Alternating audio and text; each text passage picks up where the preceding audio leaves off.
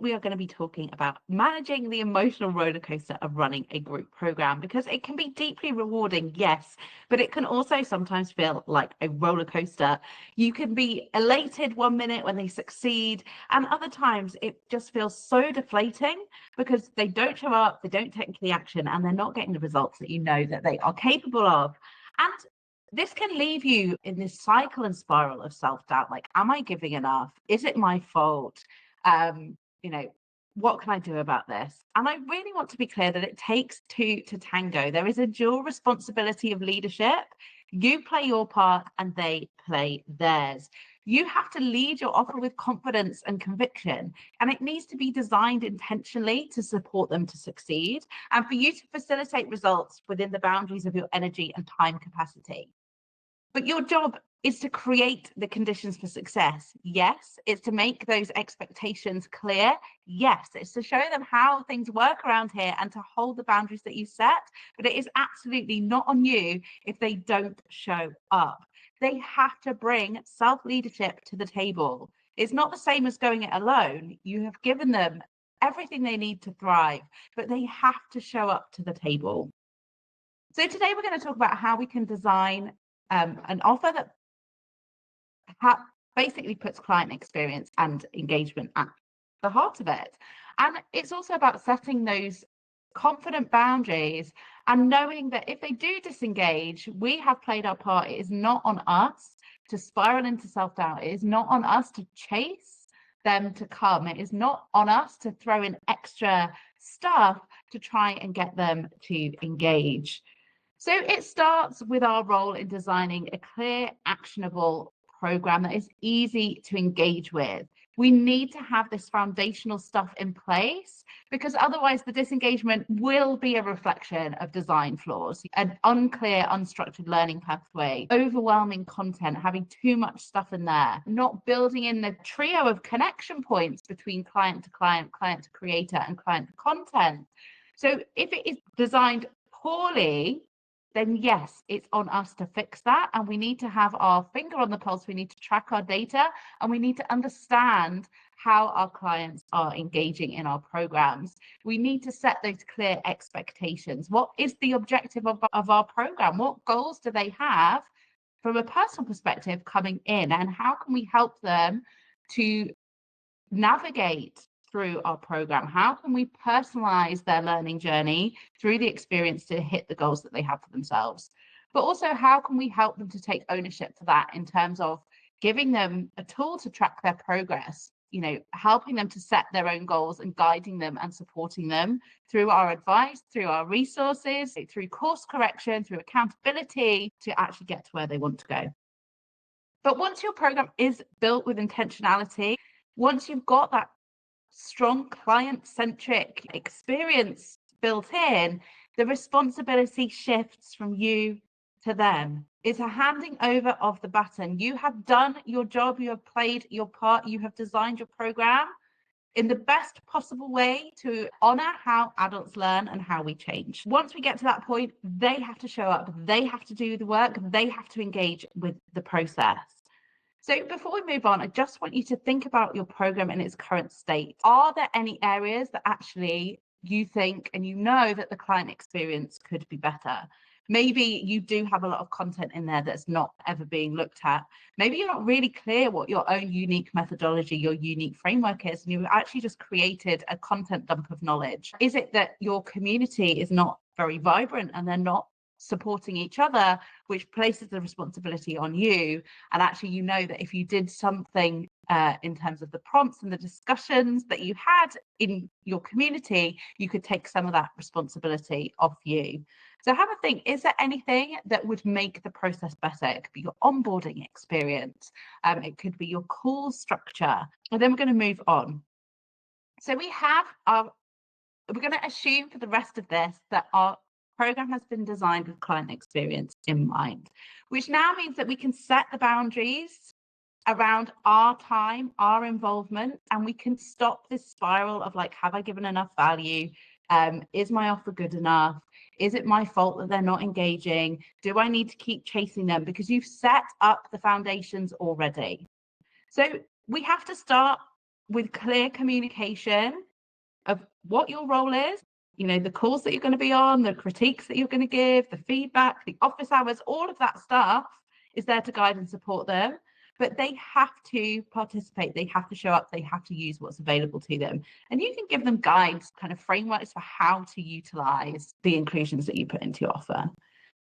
We're going to anchor the boundaries into how we design the program. So, making sure that throughout our onboarding, throughout our marketing, we are being really, really clear about what our role is.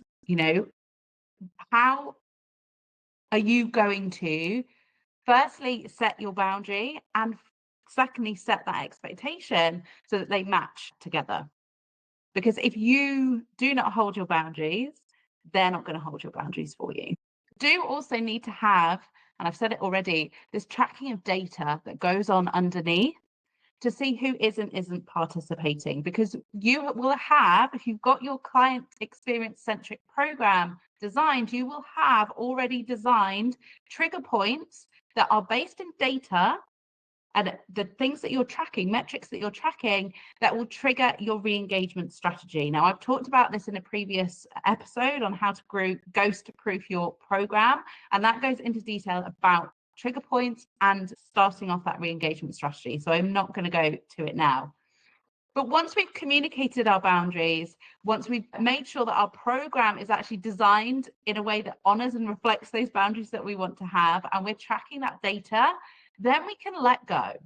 We have played our part, we have done our role, and it is now on them to do the work, to do the things. So take a moment to think about where you might feel like overly responsible for your client's lack of engagement. If your program has been designed to support them fully, how can you let go of that pressure that you're putting on yourself to be everything for them? And we're going to keep going. Even with the best designed client experience centric programs in the world, you've got your bulletproof program. It's a 5-star client experience. Not all clients will engage fully 100% of the time. It is perfectly normal for this to happen. You will rarely get 100% of your clients engaging 100% of the time. So we start with having realistic expectations of what participation looks like. If you know that your clients are super duper busy, they're in 9-to-5 jobs, they've got kids and family to look after, then you need to have in your head a realistic expectation of what participation looks like, because they might not be able to commit to a weekly call or engaging in community for an hour a week. That might not be something they have the capacity for. And what we need to do is actually manage our own expectation of what participation looks like. Because if they are succeeding, if they are getting the results that they came for, but they're not super active in community, that might not necessarily be a big problem. You need to decide what your expectations are. And once you know what those expectations are, yes, you communicate them, but you also communicate the flip side of that, which is that it's okay if they need to step back. It's okay if life gets busy, because there's going to be replays and there's going to be resources and there's going to be a catch-up session or an kind of integration week once a month where you are going to give them what they need in order to step back in when they're ready.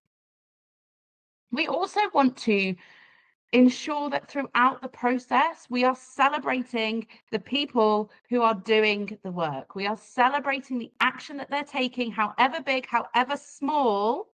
We are celebrating their progress and highlighting and amplifying their wins to the rest of the community. Because by doing that, we are validating their efforts and we are showing them that, yes, we see the work that they're doing. Yes, we see the action that they're taking. And it also shows everybody else what is possible.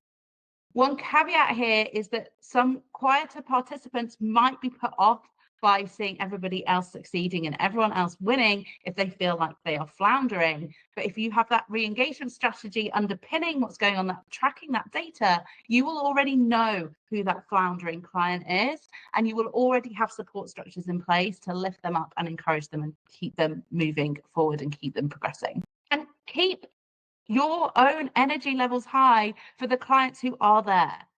What you don't want to do is let clients who aren't engaging impact your delivery. You don't want to let the self-doubt creep in. You don't want to let a lack of confidence start to seep into your client delivery. So keep focused on those clients who are doing the work, knowing that your systems in the background are working to pick up and scoop up those who are not engaging. So I would love you to think about one way that you can communicate expectations around participation in a way that it honors that all participation is valid without enabling them to disengage. Because engagement in group programs will vary widely. I've talked about these consumption personas before. We need to have strategies woven into our program design that scoops up the different personalities. So we've talked about the unicorns, these highly engaged, really confident, very motivated, typically type A personalities that will succeed no matter how well your program is designed. They've come in, they are there to get what they need, and they will succeed regardless. This is like those 3% who succeed in the massive online courses, that statistic of only 2 to 3% actually complete programs. Those are your unicorns. And we need to be challenging them. We need to be encouraging them to connect with quieter participants. We need to remind them as well that actually constantly doing, sometimes they need to slow down and actually integrate and reflect on how much progress they're making in the things that they're doing so that they're not just kind of bull in the china shop. We've got those hares that are strong at the start and they struggle to follow through. So how can we make sure that we're celebrating their wins, setting them micro goals instead of huge goals that feel completely unattainable? Can we introduce a mid-program challenge that is going to sustain their enthusiasm and hook them back in and get them, give them another kind of kickstart? Our tortoises, those slower to engage clients, maybe they're kind of sussing you out, checking out the value. Give low pressure action at the beginning so that they can see that small action is driving results and then progress them into harder, more involved action tasks, because that will give them what they need from you to see that you are there, you're supporting them, your work works, and it gives them the confidence to keep going. I've talked about those picky ones who selectively engage in things, actually making sure that every resource, every call, every inclusion in your offer has a specific objective and purpose. So it's not just a Q&A call where people come with really crappy questions, you're answering the same things over and over again. People are sitting through listening to other people's waffling and not getting anything out of it. Like, make everything purposeful and objective driven and punchy so that those butterflies will come and actually see the purpose of it. And it doesn't just benefit them. This is the whole thing with this, is we've got these different personas, and everything we do, everything that we include is not just for the benefit of that persona, it benefits everybody. It's for the benefit of all. So our lurkers who are just kind of watching and seeing what's going on, if they can participate in a different way, if they can work in a smaller group in a breakout room, if they can catch up on the replay, that is for the benefit of everybody. So you are never going to get everybody to unicorn status. It's not possible. It doesn't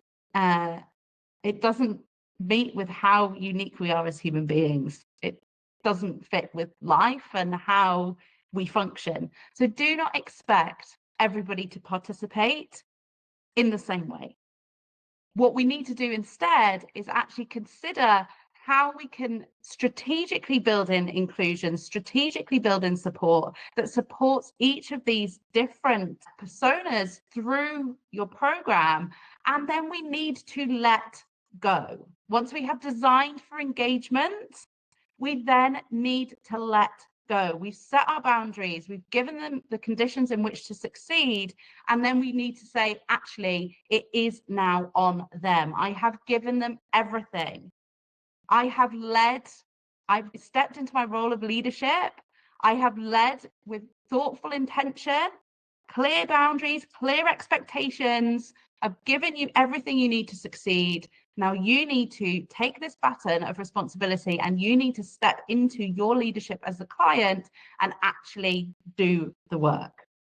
So how do we manage the emotional roller coaster of running a group program? How do we quiet those doubts when it feels like they're not participating, they're not doing the work, we've put in all of this effort and they're not getting the results that they came for? If you know without doubt, with wholehearted confidence, you've designed your program with client experience at the center, you can happily and freely let it go. Okay, it is not on you. It is on them to step into their role of doing the work, taking the action, making the moves that are going to get them the results that they need.